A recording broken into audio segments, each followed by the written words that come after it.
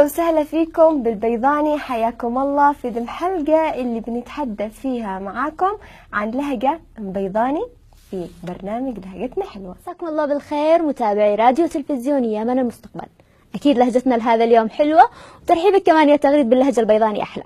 طبعا يا يسرى، لهجة أهل البيضاء تتميز إنها خليط من عدة لهجات اللي بيستبدلوا التعريف بأم في كلمة إم مدرسة، إم فلة، إم بيت، إم سيارة. كمان معروف يا تغريد إنه اللهجة البيضاني تميل للهجة البدوية، وكمان يستخدموا مصطلحات لغة عربية في كلامهم. تلاقيهم مثلا يقولوا أتحدث، أشاهد. أنت عارفة إنه لما نشوفوا بنت يقولوا ذاك والولد يقولوا ذاك، هي تعتبر من أسماء الإشارة اللي معناتها هذاك. وكمان كلمة وليدة جمعها وليدات، وكلمة عيال جمعها عويلة. أما مأكولات أهل البيضاء يتميزوا طبعا بالصانونة. الصانونة طبعا تختلف عن الصانونة تبع أهل عدن. الصانونة هذه عبارة عن مشكل خضار، وتلاقيهم كمان العصيد مختلف عن عصيد أهل الصنعاء وتعز. عصيدهم يتميز بالحليب المركز. ما شاء الله جوعتيني يا يسرا. عدلك لو تروحي تشوفي القهوة حقتهم اللي تتميز القهوة البيضاني طبعا إن تكون مجموع من القشر واللب وحبة ذرة وبعض المكسرات، وعلشان ما تصيرش مرة يضيفوا له شوية هيل. طبعا بعد ما واحد يشرب القهوة يعطوك ملعقة تاكل ما تبقى من المكسرات في نهاية القهوة. طبعا يا تغريد حصل انه طبعا انا صاحبتي بيضانيه، حصل انه عزمتني وجابت لي كاس القهوه ومعه ملعقه. انا طبعا هذيك الساعه طننت، مش فاهمه يعني ملعقه وقهوه ايش جابهم مع بعض. بتجيبي لك اكله ثانيه عشان تاكليها، يمكن كذا حسب. المهم شربت القهوه وفهمت بعدين انه الملعقه بتكون بس المكسرات اللي في النهايه. معنا الان اغنيه بنروح نتابعها وراجعين. وقف دقيقة الله يقول الحقيقة، يا كل من شاف زينك شفت قلبه حرقة. البدر لما توطى من قبل ما هو يتخطى لازم عليها يتغطى ويرحم قلوب الخليقة. انت البدر في صفاته في طلعته في حالته، انت البدر هو بذاته شقيقة.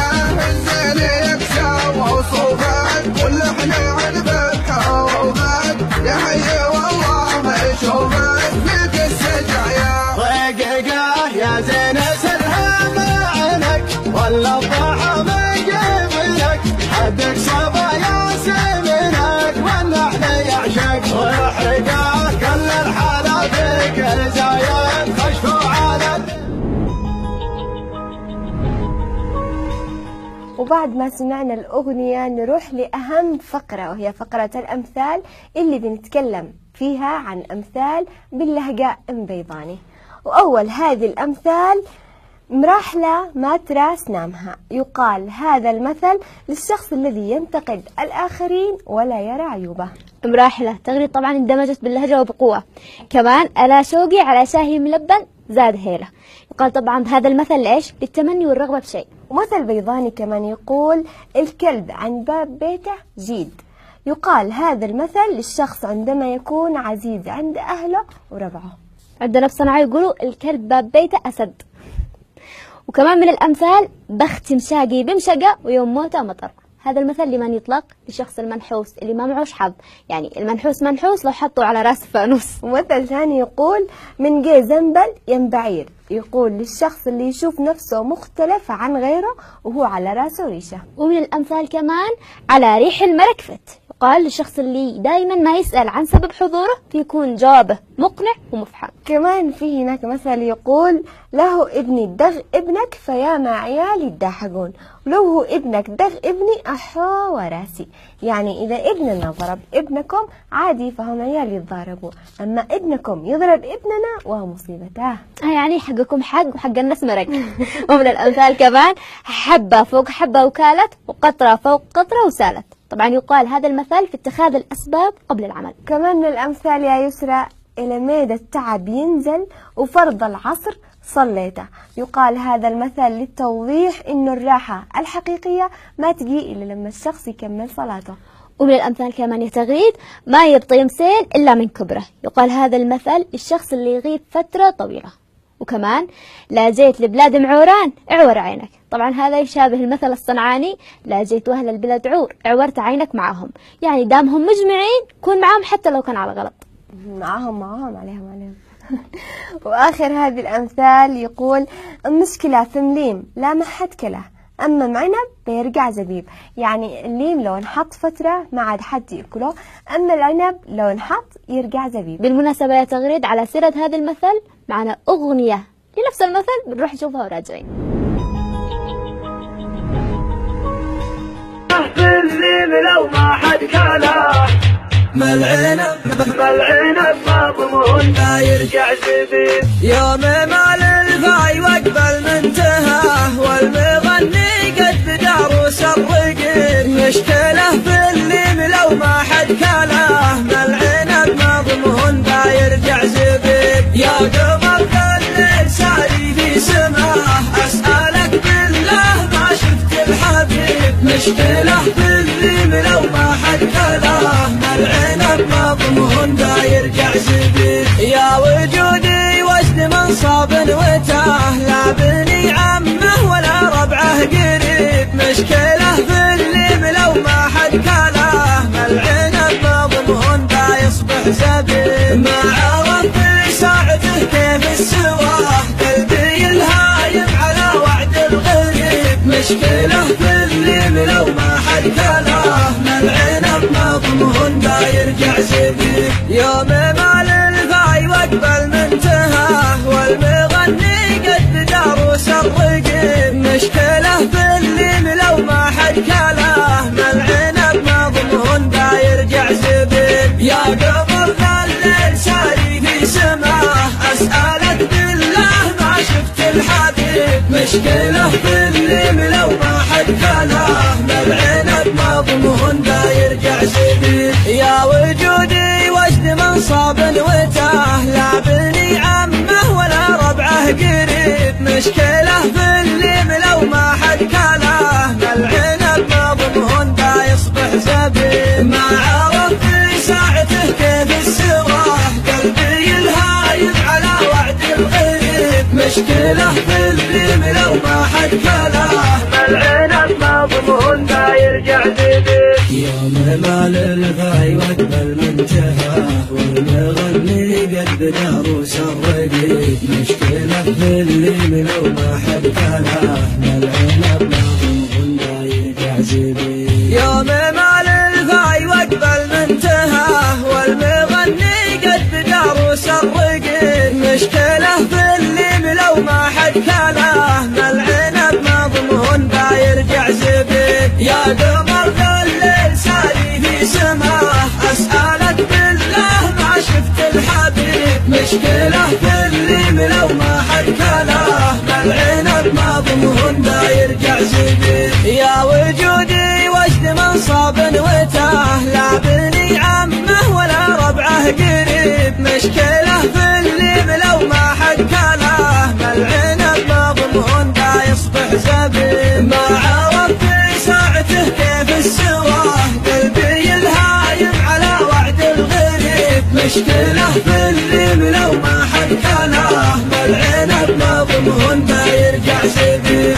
يوم مال الفاي وقبل منتهى والمغني قد داروس الرقيب. مشكلة في الليم لو ما حد كله ملعنب مضمون دا يرجع زبيب. يا قمر الليل ساري في سماه أسألك بالله ما شفت الحبيب. مشكلة في الليم لو ما حد كله ملعنب مضمون دا يرجع زبيب. يا وجودي وجد منصب وتاه لا بني عمه ولا ربعه قريب. مشكلة في الليم لو ما حد كله ملعنب مضمون دا يصبح زبيب. ما عرف في ساعته كيف السواه قلبي الهايم على وعد الغريب. مشكلة في الليم لو ما حد كله ملعنب مضمون دا يرجع.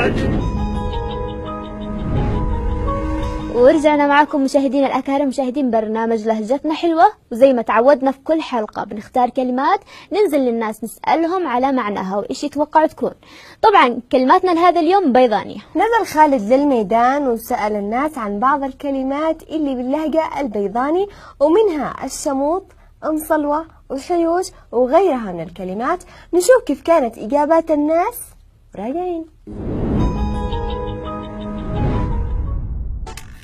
السلام عليكم. وعليكم السلام ورحمة الله. كيف الحال؟ الحمد لله. اسمك؟ سفيان الأسدي. سفيان الأسدي. يا سفيان، كيف ثقافتك؟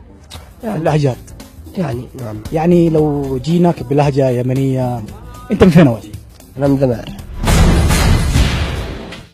ذمار. طب لو جيناك كذا بلهجة بعيدة شوية من ذمار أو قد تكون قريبة، مثلا خلينا نقول من البيضة، كيف؟ يعني ما أعرفها قوي مش قوي. ما تعرفهاش كثير؟ يعني ثقافتك في اللهجة ضعيفة شوية شوية بس أفهم في غيرات. تفهم في حاجات كثيرة. أيوة. طيب في معانا نحن كلمتين نشي نسألك عنهم ونشوف أنت فاهم معناهم أو لا، إيش رأيك؟ تفضل. نسأل. سأل. طيب الكلمة الأولى إيش يعني شموط؟ شموت. بالطاء. شموت بضم الطاء. مش بضم. خلي. شموط بضم الواو. الواو ينضم؟ لا. إذا خلاص شموط. قارح.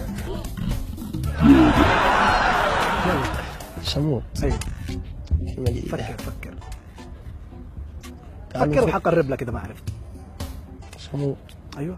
لجن بين التنور. ها؟ بين التنور. كيف بين التنور يعني؟ قولوا خبز. قرب. شيء ناكله. خبز. خبز إيش؟ خبز طاوة. ما أجمل غير الكبار القدم اسمهن قرم. ساعة القدم زي القرم هي. طب على ايش ياكلوها؟ علاش ياكلوها؟ على قهوة. اوكي. هو الإجابة كانت في البداية كنت قربت، بس كأنه في حد لا يأشر لك. خدم. في واحد يأشر لك كذا ولا ينبه؟ أخي واحد يلخبطك جالس. أيوة. طيب حول معنا صح خبز، لكن خبز ايش قلنا؟ خبز قرم. قدم. اللي قلتها في البداية. اللي قبلها. اللي قبل القرم. اللي قبل القرآن. قدم. لا قبل. ملوج. يا سلام، حاجة قريبة منه.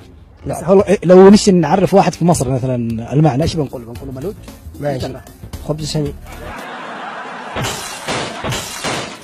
خبز سمين نقول له. لا خبز زي ما انت اللي قلته في البداية. أنا ما قلت حاجة. إلا قلت في التنور. الخبز اللي في التنور. يا سلام، خبز التنور هو اللي يسموه ايش؟ شموط. تعجبني. بضم الطاء.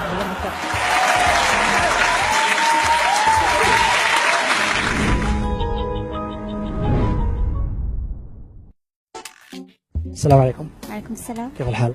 تمام. اسمك؟ لمياء. لمياء معنا برنامج اسمه لهجتنا حلوة. اوكي. احنا ننزل عموما نسأل عن مصطلحات من بعض اللهجات. اليوم لهجتنا بيضانية. أول شيء كيف ثقافتك مع اللهجات؟ يعني بيضانية. أيوه. كيف معك اللهجة البيضانية؟ صح.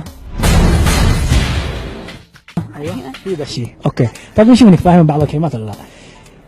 الكلمة الأولى إيش يعني بسمة؟ بسمة؟ أيوه. أعتقد قطة.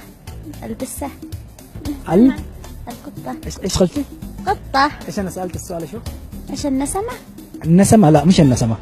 البسمة. بسمة. أيوه. ضم. بسمة. ما فيش ضمة. ما في ضمة. في فتحة. ابتسامة. أيوه. ابتسامة. أيوه. البسمة ما أعرفش. تعرفيش؟ لا. قرر حاولي تفكري. يعني أنت قلتي النسمة القطة، طب البسمة؟ مش عارفة. مش عارفة. الابتسامة. الابتسامة. أيوه. يعني لو واحدة قالت لك إيش البسمة هذه؟ ضحك. قهقهة. نعم. يعني معناها قهقهة؟ سأل الذي. يعني لو تشتري تقول له واحد مثلا بسمة يعني قهقه يعني ولا حاجة زي كذا؟ ضحك. الإجابة غلط. بس عندك زميلات من البيضة؟ لا. أبدا.